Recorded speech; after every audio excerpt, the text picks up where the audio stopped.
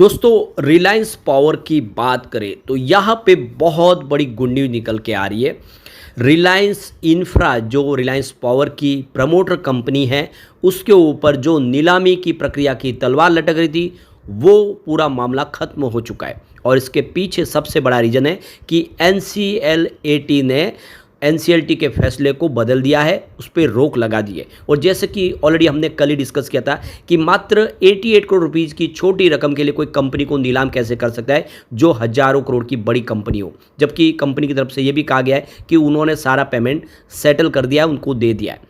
तो पूरा मामला आप देख सकते हो ऐसे माहौल बनाने के लिए किया था, लेकिन उसमें आखिरकार में रिलायंस इंफ्रा की जीत हुई है और इस मामले ने पूरा का पूरा माहौल बदला और फिर तेज़ी का दौर शुरू हुआ रिलायंस इंफ्रा रिलायंस पावर में। अब इसके बीच में कुछ और बड़ी अपडेट निकल के आ रही है रिलायंस पावर से, उसको भी समझने की कोशिश करेंगे।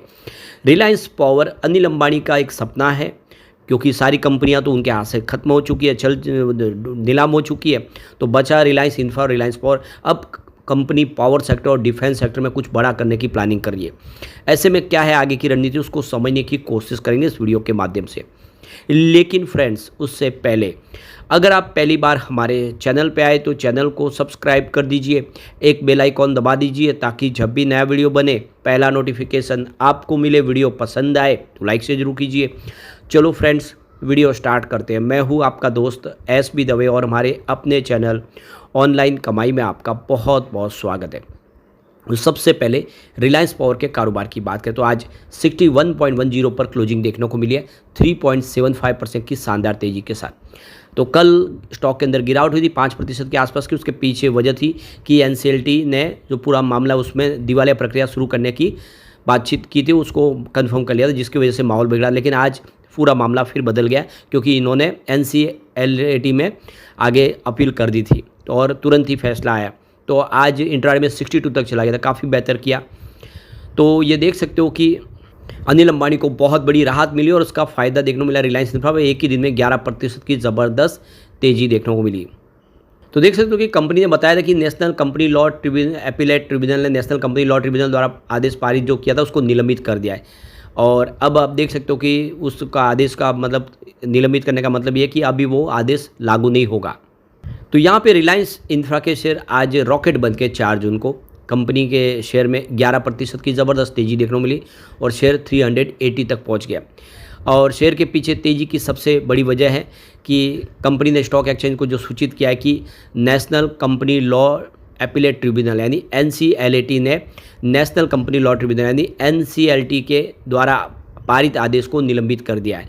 यानी जो आदेश पारित हुआ था एनसीएलटी का उसको एनसीएलटी ने वापस खारिज कर दिया है, निलंबित कर दिया है, जिसने कंपनी को दिवाला समाधान प्रक्रिया में स्वीकार कर लिया गया था कि उनके ऊपर दिवालिया प्रक्रिया शुरू की जाएगी, बैंकरप्टी के तहत आगे कार्रवाई की जाएगी। उसको लेकर वो पूरा मामला है जो अब खारिज हो चुका है।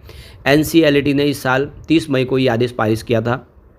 तो यहाँ पे आपको ध्यान होना चाहिए कि रिलायंस इंफ्रा को दिवालिया घोषित करने की याचिका आईडीबीआई ट्रस्टीशिप ने अप्रैल 2022 में दायर की थी, जिसमें 88.68 करोड़ रुपए की चूक और 1.25% प्रति माह ब्याज का आरोप लगाया गया था। यह याचिका धूरसर सोलर पावर प्राइवेट लिमिटेड द्वारा 2012 में एनर्जी समझौते के अनुसार रिलायंस इंफ्रा को सोलर एनर्जी की आपूर्ति करने के लिए 2017 और 2018 के बीच जारी किए गए थे 10 चालान के भुगतान में चूक के बाद दायर की गई थी। आईडीबीआई ट्रस्टीशिप ने इस चालान के बदले रिलायंस इंफ्रा से भुगतान मांगा था। रिलायंस इंफ्रा ने बाद में एक्सचेंज को सूचित किया कि उसने एनर्जी खरीद समझौते के धूरसर सोलर प्राइवेट प्रोजेक्ट लिमिटेड को 92.68 करोड़ रुपये का पूरा भुगतान कर दिया है। कंपनी ने एनसीएलटी में यह कहते हुए याचिका दायर की थी कि एनसीएलटी का आदेश निष्प्रभावी हो जाता है क्योंकि विवादित राशि का पूरा भुगतान ऑलरेडी कर दिया गया है। यानी जिसके लिए उनके ऊपर ये कार्रवाई करने की बात की जा रही है वो तो उन्होंने पेमेंट पूरा ऑलरेडी चुका दिया है। तो देख सकते हो कि आखिर बड़ी राहत मिल गई रिलायंस इंफ्रा को। रिलायंस इंफ्रा को मिलने का मतलब है कि रिलायंस पावर को मिले, क्योंकि आखिर रिलायंस इंफ्रा ही प्रमोटर है रिलायंस पावर की। अब यहाँ पे कंपनी देखो रिलायंस इंफ्रास्ट्रक्चर इस समय प्राइवेट सेक्टर की पहली कंपनी बन गई है जिसने न्यू जनरेशन के 155 मिलीमीटर आर्टिलरी गोला बारूद के 4 प्रकार डिज़ाइन और विकसित किए।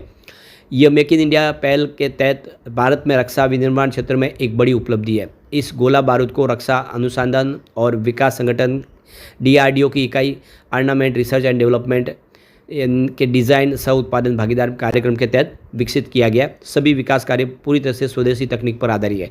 तो अब डिफेंस सेक्टर में अनिल अंबानी की कंपनी झंडे गाड़ने को तैयार है।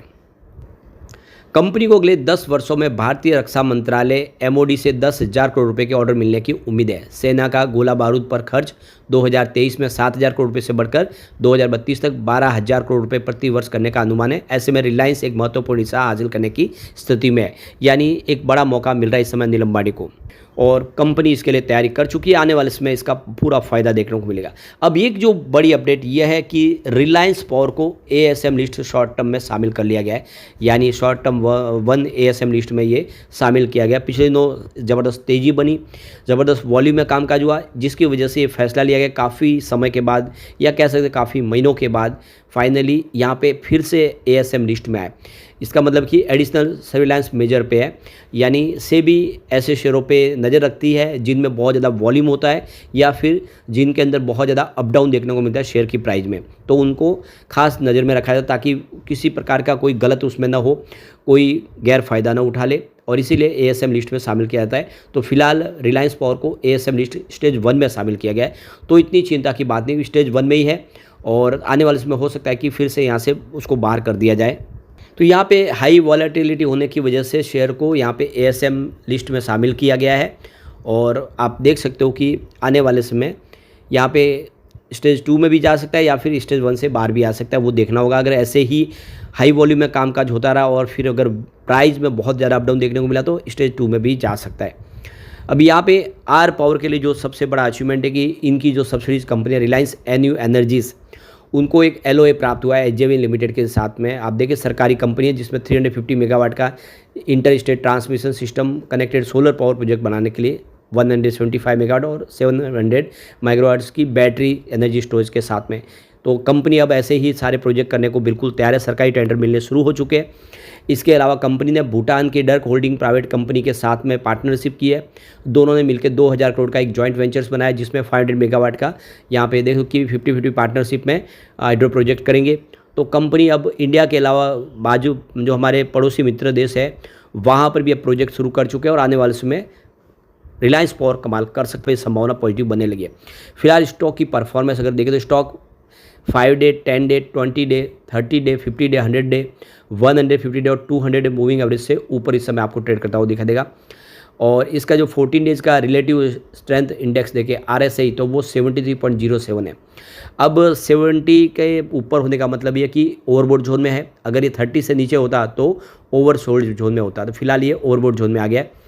अब यहाँ पे मई महीने के म्यूचुअल फंड के आंकड़े भी हमारे सामने निकल के आ गए। यहाँ पे मई महीने में एक म्यूचुअल फंड ने नई एंट्री की है रिलायंस पावर में, तो ज़्यादा नहीं हुआ इस बार, देख सकते हो सिर्फ एक ही म्यूचुअल फंड है जिन्होंने यहाँ पे इस लेवल पे एंट्री की है, यानी म्यूचुअल फंड के हिसाब से अब ये थोड़ा सा शेयर महंगा हो गया, वेट कर रहे हैं। लेकिन सामने एक ही ऐसा म्यूचुअल फंड है जिन्होंने बिकवाली भी किया, वहाँ से एग्जिट लिया है। तो एक के सामने एक है, बैलेंस बन गया है, एक म्यूचुअल फंड की यहाँ पे एंट्री हुई है और एक म्यूचुअल फंड ने यहाँ से एग्जिट लिया है। तो ये क्लियर सिग्नल है कि अभी भी रुझान है जो पॉजिटिव बना हुआ है। अब इसका अगर पी रेशियो देखें दूसरी पेयर कंपनियों की तुलना में तो स्टॉक कितना सस्ता है पता चलेगा। तो यहाँ पे रिलायंस पावर की बात करें तो यहाँ पे इसका मार्केट कैप 24,364 है, इसका पी रेशियो 8.27 का है। यहाँ पे NLC इंडिया की बात कर ले तो ये देख सकते हो कि 32,336 का मार्केट कैप है, 12.34 का पी रेशियो है। IX की बात करें तो 17,945 का मार्केट कैप है और 41.81 का पी रेशियो है। इसके अलावा नावा की बात करें तो 13,843 का मार्केट कैप है और 12.68 का पी रेशियो है। SJVN लिमिटेड की बात करें 38,084 करोड़ का यहाँ पे इसका मार्केट कैप है और 46.46 का पी रेशियो। JP पावर 10,541 का इसका मार्केट कैप है और 12.96 का पी रेशियो है। रतन इंडिया पावर 5,998 का मार्केट कैप है और 27.03 का पी रेशियो है। इसमें लिस्ट में अगर आप देखेंगे तो सबसे सस्ता पी रेशियो के हिसाब से आपको रिलायंस पावर ही दिखाई देगा। क्यों? क्योंकि इसका ऑलरेडी जब IPO आया था वो IPO ही 400 रुपये के आसपास लाया गया था 2008 में और इस समय प्राइस है क्योंकि फेस वैल्यू तो अभी भी 10 रुपये स्टॉक पूरा आखा है। तो क्लियरली समझ सकते हो कि ये स्टॉक आने वाले समय बेहतर करेगा, क्योंकि अब कंपनी का कारोबार शुरू हुआ है। ऐसे में आने वाले समय रिलायंस पावर में संभावना काफ़ी पॉजिटिव देखने को मिलेगी।